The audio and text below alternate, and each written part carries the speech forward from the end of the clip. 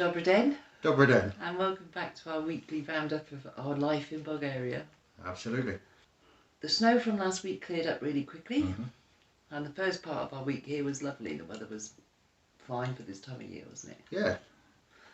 But we had a downturn since about Thursday. Wednesday, Yes. Thursday, we've started getting rain, and it's very typically English weather. Well, having said that, Tuesday when we went to Targovishti, they had snow, we didn't. Yeah, that's quite strange because it's... They're what, 10 miles from us, something like that. I think 8 miles. And yes, we drove up the hill, and as we came over the other side, there was snow. Yes, we trudged our way through the snow in Targovishti, looking to pay bills and find stuff. Yeah, which was a typical bill-paying day, with the internet shop being unable to take our money for the internet. Why was that? Because their internet was down. Bodes well, doesn't it? But we did manage to pay via Easy Pay. Ah, Easy Pay, it's a great thing. What is Easy Pay? Easy Pay seems to be this outlet that you get in a lot of the major supermarkets where you can pay all your utility bills. Normally you pay water at the post office, you pay electric at another place, you pay something else at somewhere else, and it all has to be paid in cash. They don't take credit cards or cheques or anything, or cheques. They don't seem to want to anyway. Who uses cheques apart from my mum?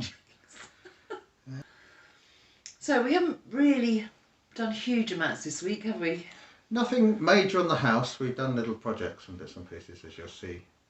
I mean, there'll be less work, I think, on the house over the next few months, simply because we're being stopped by weather. Yeah, really you need it dry outside. Comfortable cat. Apparently, yes.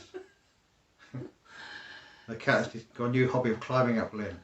So, there we go. So we have got our first little video clip this week is to do with your cheese making for Christmas, smoking cheese for Christmas. It is. And here it is. Here's our selection of cheeses ready for smoking.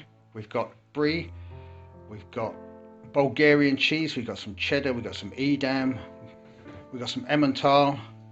It's all going on the smoker, ready for Christmas. I'll be using my cold smoking maize along with the maple wood pellets. Smoke the cheese for between 3 and 4 hours, turning once halfway through. Here's the cheese on the smoker. We've got a special mat underneath that allows the smoke to come through. It protects the cheese from the grill. And because it's cold smoke, there'll be no melting or anything. And it's perfect cold smoking weather for cheese, the temperature being no more than 2 degrees today. We've now got the pellets in the smoking maize, ready for lighting. This will slowly smoulder away for 3 to 4 hours, producing enough smoke to smoke the cheese.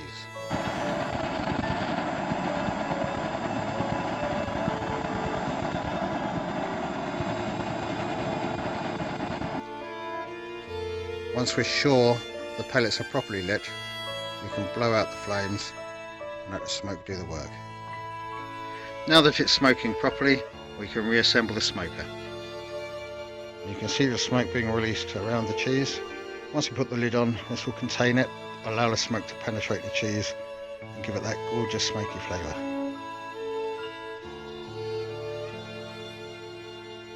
You can easily smoke cheese at home yourself without any of your specialist gear. You can use a metal sieve like this one. Push the middle through to give you a gully around the edge, which you fill with pellets or sawdust. On top of this goes a cooling rack supported on something to raise it up, bricks or logs or whatever you've got handy. Over the top, put a large cardboard box with a couple of holes punched in the top. The cheese has now had around about 4 hours of smoking. It's time to bring it in, wrap it in cling film and store it in the fridge. Once the cheese has been wrapped in cling film and stored in the fridge, we'll keep it for 2 weeks for the smoke to penetrate the cheese, and then it'll be ready just in time for Christmas. Our second electric bill came in at 1664 levs. Absolutely. Twice what the first one was. More than twice. Yeah, 10 times. Ridiculous. Which is equivalent of about £8.50. Yeah. Though we didn't have the water boiler at that point, so we're expecting a large increase next month. Well, we're doing all sorts of things. We're leaving lights on, and we're wasting electricity. No, we're not. We're trying to turn them off, aren't we, Ed? Yeah. We have LED light bulbs, they don't take a lot of power. We're off to visit our local post office. Yes, we've got, well, hopefully we've got some packages to pick up. Yes, hopefully. We're not at all sure. We should have had things that were, according to Amazon, due to be delivered yesterday, but weren't. Yes, apparently they sent them by Royal Mail, which is interesting. Yes. As they were coming from Germany. So. But, we live in hope. Yes. So we're going up to the post office later to see if they've arrived. You never know. We certainly don't. So our second little project this week was Adam's computer desk. Which goes like this. We decided we needed something a little more permanent for our computer. For editing videos, surfing the net and generally computer work, we wanted something that wasn't quite so temporary as stacked on boxes in the corner of the room. We had a look to see what materials we had. I found some old bits of pallet and some OSB. First of all, I had to cut the pallet pieces down to a usable size so that they could be used for the bracing and for the framework. I used a circular saw to cut the OSB down to the right size for the desktop. The lengths of wood were cut to the correct size on the miter saw. And finally, I planed all surfaces of the wood to give as near a new finish as possible. The framework was then attached to the wall with screws. On top of that, I put the work surface. This was braced with 2 diagonal supports to take the weight, and an extra piece of OSB was screwed along the front for extra support. A hole was cut for the cables to come through, for the keyboard, mouse and monitor, as well as the microphone. The surface was then covered with oilcloth. This gave it a neat finish and a surface the mouse would work on. The computer now has its place in the corner of the room and is far more usable. Yeah, the cat is definitely a lot better. She was very ill a little bit poorly towards the beginning of the week, wasn't she? Yes, it was. Streaming eyes and sneezing and coughing and... Not wanting to eat, presumably for a sore throat. So. But by Tuesday, Wednesday, she was a bit over that, wasn't she? And now you're far more lively, aren't you? But we did decide we'd build her a cat house. Yeah, somewhere to sleep, somewhere to play. So we rummaged around the barn to see what we could find. And we found all sorts of old bits and pieces. Yeah. Bits of wood, bits of tree trunk, bits of carpet from the back of Terry Transit. Terry donated some carpet, which was nice of him. And yes, with a bit of sawing and a bit of gluing and a bit of screwing, we ended up with a cat house. We did. And this is the finished result. And as you can see, she does like it. And the hammock is very comfortable, apparently. Yeah, she does sit on it a lot, so it gives us the odd moment of relief and we don't have to have her sitting on our laps. Not much though, does it? No. So what have we called her? Well, it was a bit of a compromise in the end. It was. Because Lynn wanted Ziggy. I did. I wanted Cat. So she's called Ziggy Cat. So now Lynn can call her Ziggy and I can call her Cat. Which seems like a fair compromise to me. So. And she doesn't, she seems to like it. So, hello Ziggy Cat. The other big change we've got coming up is losing Terry. Yes, Terry was only valid on Bulgarian roads for 3 months. And those 3 months end on Christmas Eve. So we have to get our heads around not having transport, which will be the first time in how many years for you? 40? Quite a lot of years where I couldn't just leave the house and get into a car and drive off. Or a van. So we have worked out the local bus timetables. Well, we think we have. I think we have. We found one. We found a timetable. There are 3 buses a day. 1 in the morning, 1 at lunchtime, 1 in the evening. They're going to Targovishti. And... come back out again. Yeah. So next week we have the excitement of giving that a go before we lose Terry. Just to make sure we can do it. If we can't do it, then we'll have to buy a car. We're trying to leave buying a car till next year, if we can, simply because we have access to more funds come the middle of April. So. And it will be better to have a car whose suspension can handle the roads, which, once you get off the main roads, deteriorate somewhat. So yes, we're planning on seeing how the buses work, and possibly the taxis if it just gets too much. I think that's only when we do a major shop for cat food we'll otherwise will be. Just for cat food. We Just won't be buying anything else, just cat food. That's the heavy, bulky part.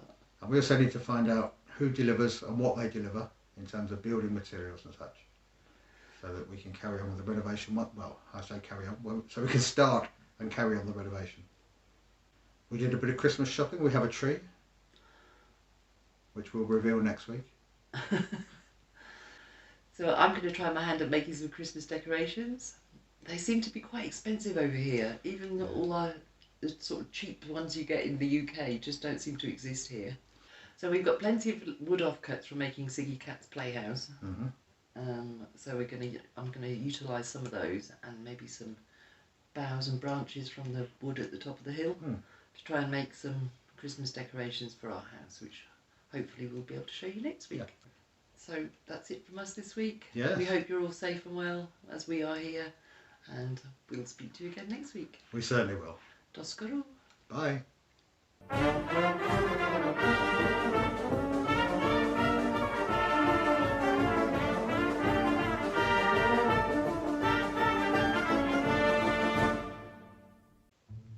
This week's invention is sponge on a stick. I'm very proud of this one. I've been using it for years. You need a stick, you need a sponge, and you need some elastic bands. Take your elastic bands, put them over your fingers as such. Take your sponge, elastic bands on, sponge on a stick. Sponge on a stick is very useful if you're cleaning stuff like the inside of a demijohn. You can't reach it, you push it in, get to the corners, sponge on a stick. Particularly good for those stubborn stains because it's fully reversible. Turn it round and you have an abrasive scrubby edge. Once you've finished, put it back and you've got sponge on a stick. Useful for cleaning windows for the bits you can't reach.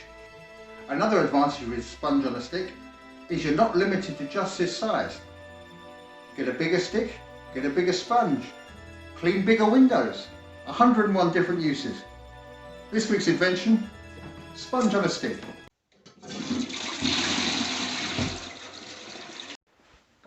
Dobry den. Dobry den. Welcome back to our weekly roundup of what's been happening in again. Bulgaria. Should we do that again? Okay. Because I was going Okay, we'll stop it then. like an old man. It's mainly from the offcuts from Terry's playhouse. And some pine And cones, I Terry's imagine. playhouse. How did Terry's playhouse? The cat's I not didn't Terry. build Terry a playhouse. Didn't have the wood. Okay.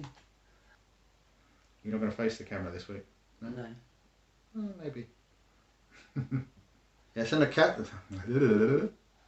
One of the other things we've done this week is we decided we needed somewhere to put the computer on a more permanent basis.